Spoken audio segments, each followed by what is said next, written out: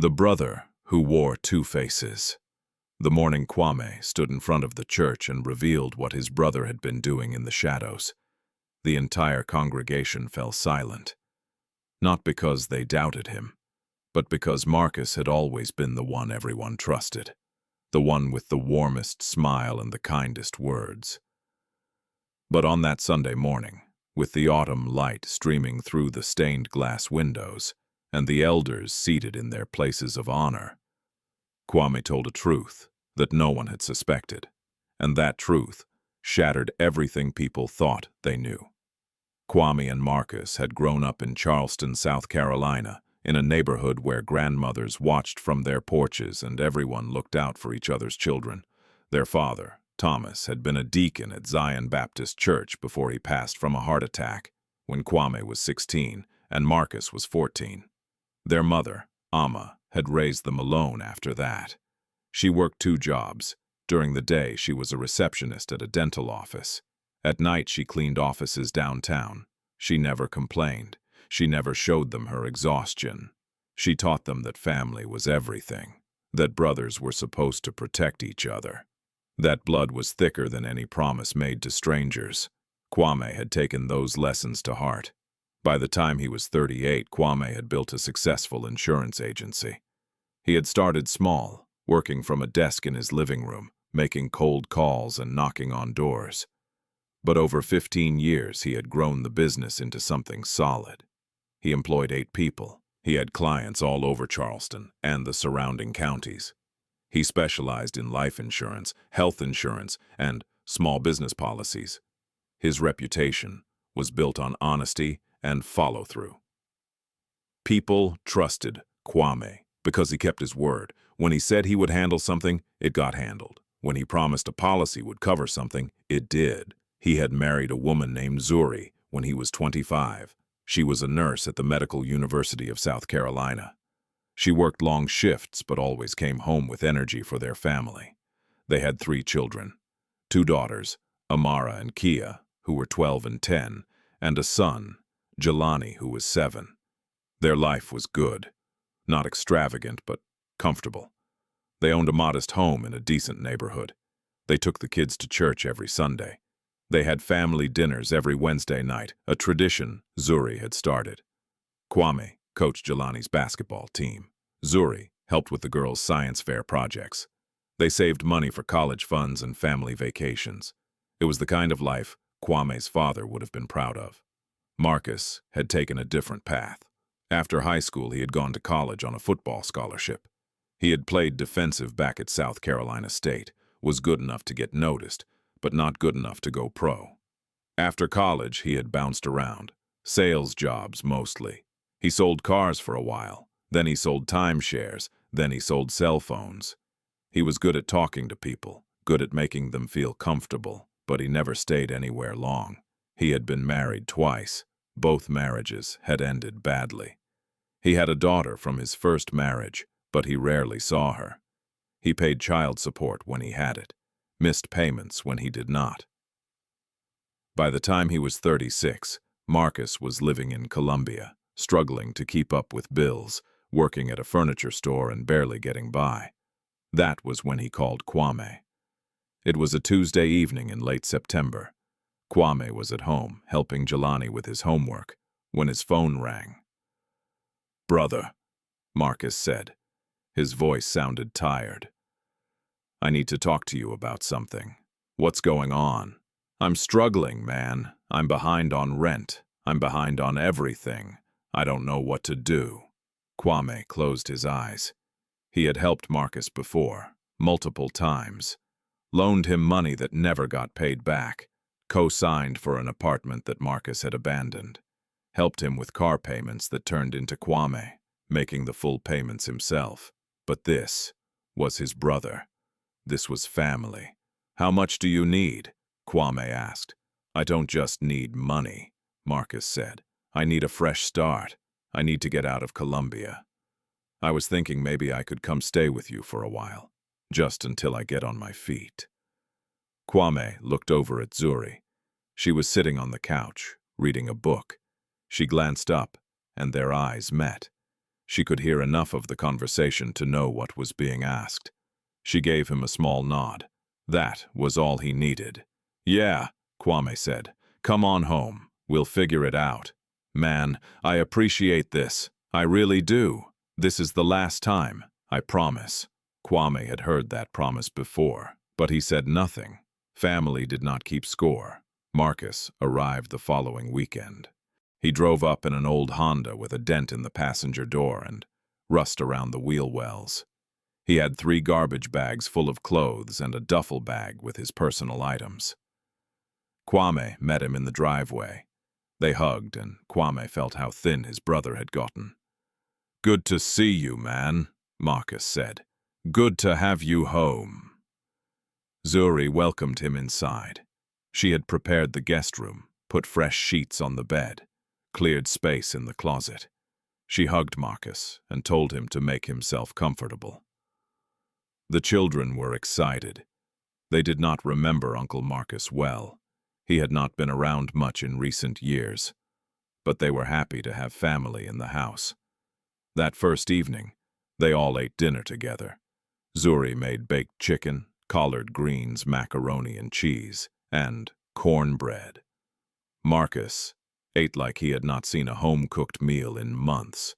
He told stories about when he and Kwame were kids, about the time they snuck into the church baptismal pool, about the summer they tried to build a tree house that collapsed the first time they climbed into it. The children laughed. Zuri smiled. Kwame felt hopeful. Maybe this time would be different. For the first month, things seemed fine. Marcus found a job at a sporting goods store. It was not much, just retail work, but it was something.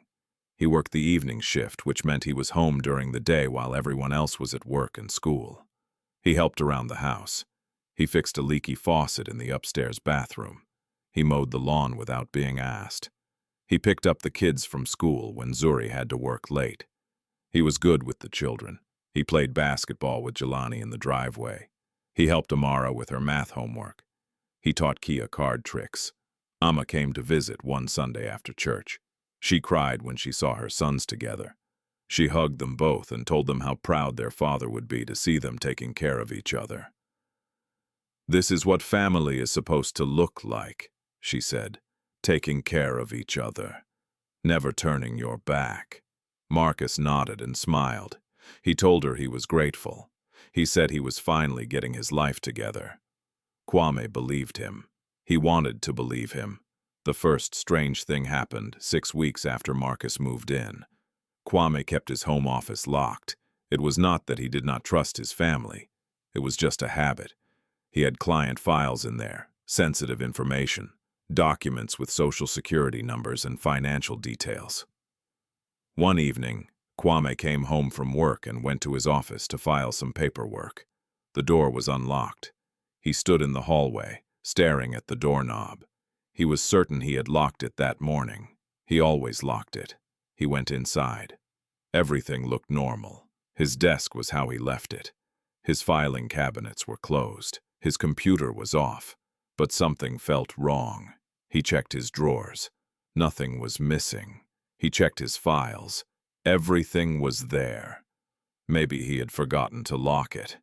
He had been busy. It was possible. But the feeling stayed with him. The second strange thing happened 2 weeks later. One of Kwame's clients, a man named Mr. Washington who owned a barber shop, called him on a Wednesday afternoon. "Kwame, I got a weird call yesterday," Mr. Washington said. "Someone claiming to be from your office, asking about my policy details.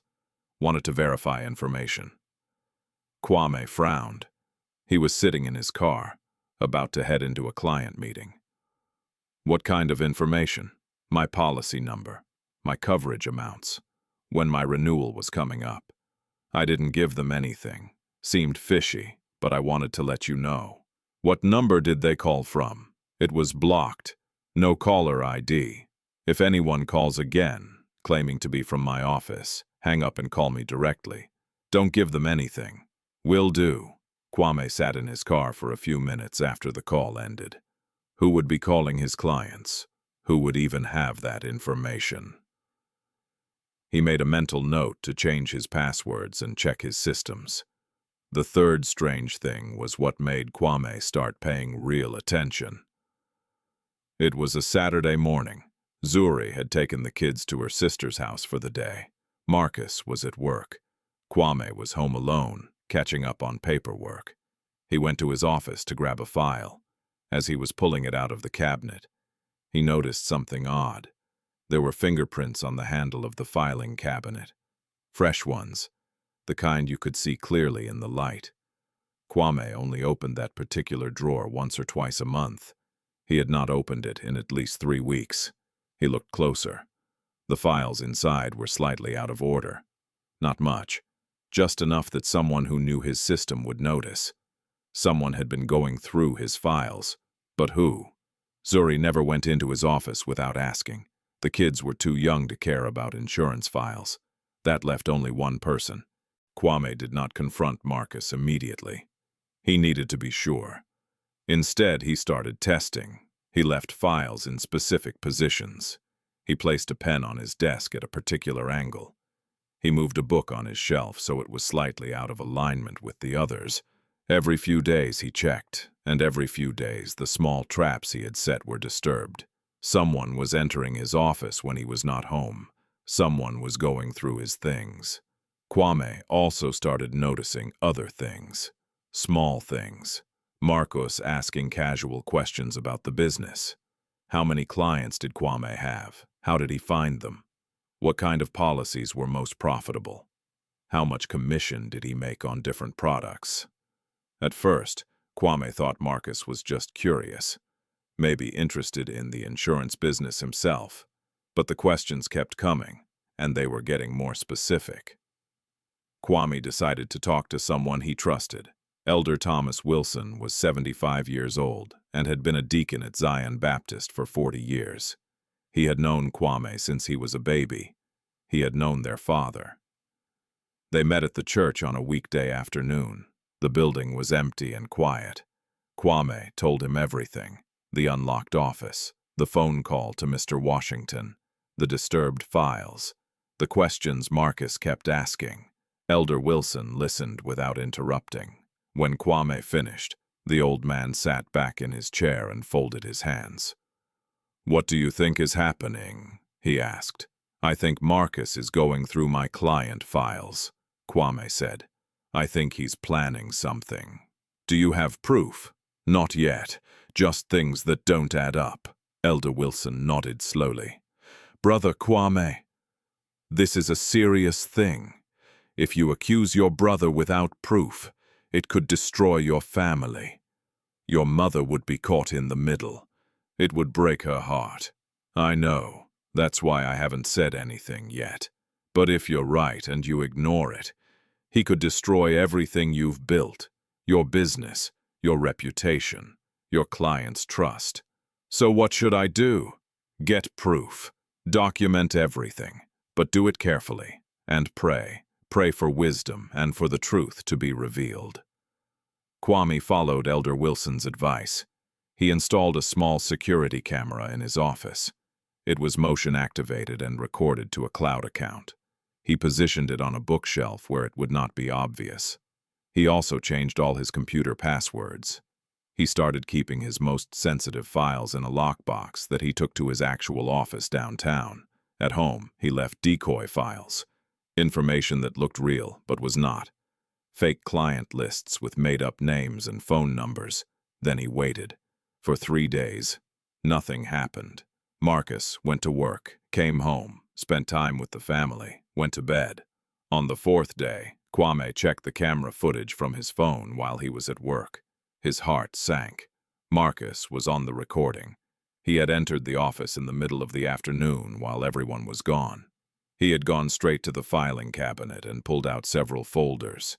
He spent 20 minutes photographing pages with his phone, client lists, policy details, coverage amounts, renewal dates. Then he put everything back, turned off the light, and left the office. Kwame watched the footage 3 times. Each time felt worse. That evening at dinner, Kwame could barely eat. He watched Marcus across the table, laughing with Jelani.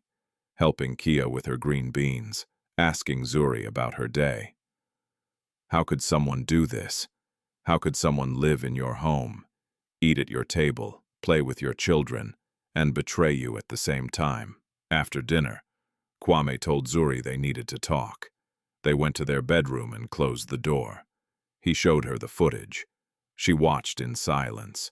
When it ended, she sat down on the edge of the bed and put her face in her hands. "I can't believe this," she said. "Why would he do this?" "I don't know, but I need to find out what he's planning before it goes any further." "What are you going to do?" "I'm going to keep watching, keep documenting, and when I have enough evidence, I'm going to confront him. Kwame, this is going to destroy your mother." "I know, but what choice do I have? If I let this go, he could ruin everything." Zuri nodded. She reached out and took his hand. "Be careful, please." Over the next 2 weeks, Kwame documented everything.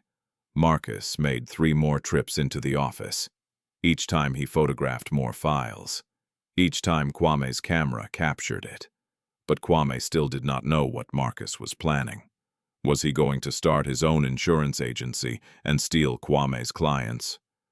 Was he selling the information to someone else?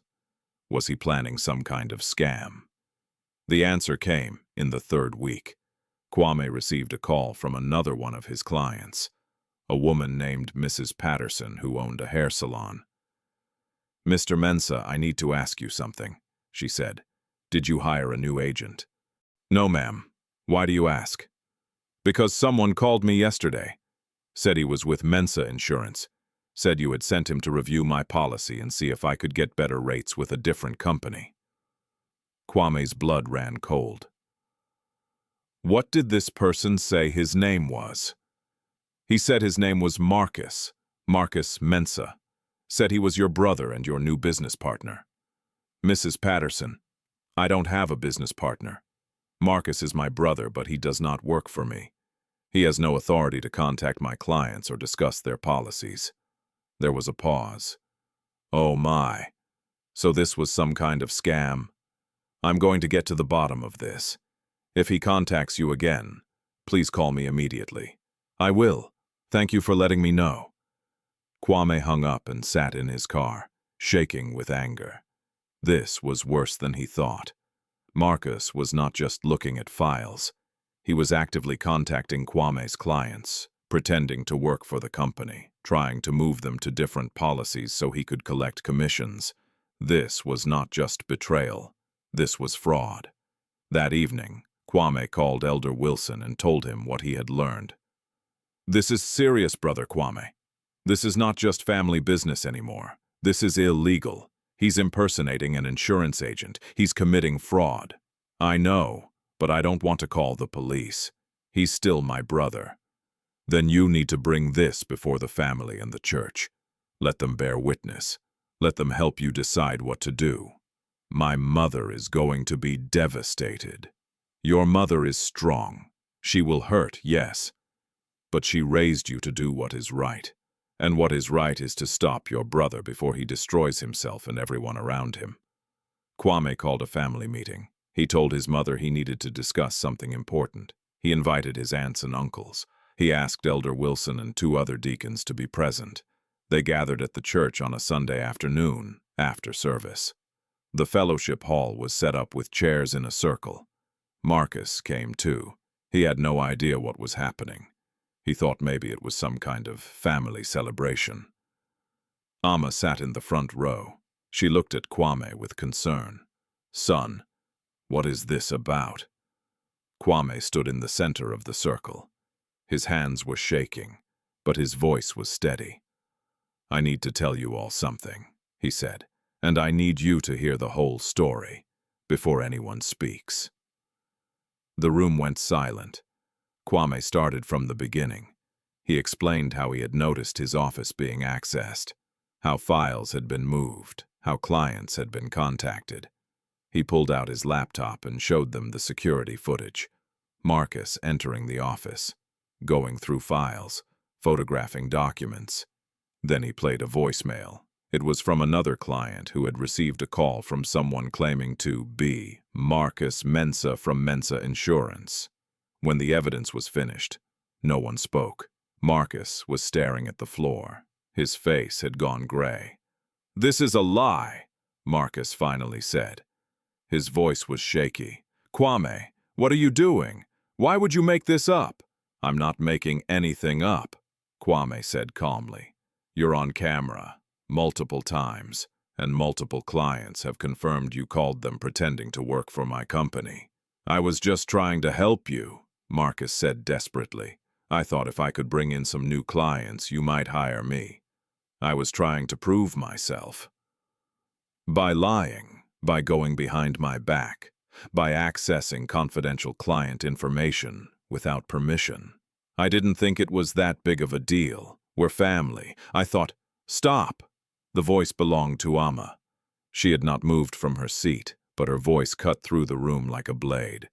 She was looking at Marcus with an expression Kwame had never seen on her face before. Pure disappointment. "Mama, Marcus started. "Be quiet," she said. "Just be quiet." She stood up slowly. She walked over to where Marcus was sitting. She looked down at him. "Your father and I raised you better than this," she said. Her voice was shaking. "We taught you right from wrong. We taught you that family protects each other, not destroys each other. I wasn't trying to destroy anything. I just wanted a chance to. You lived in his house. You ate his food. You played with his children. And while you were doing all of that, you were stealing from him. You were lying to his clients.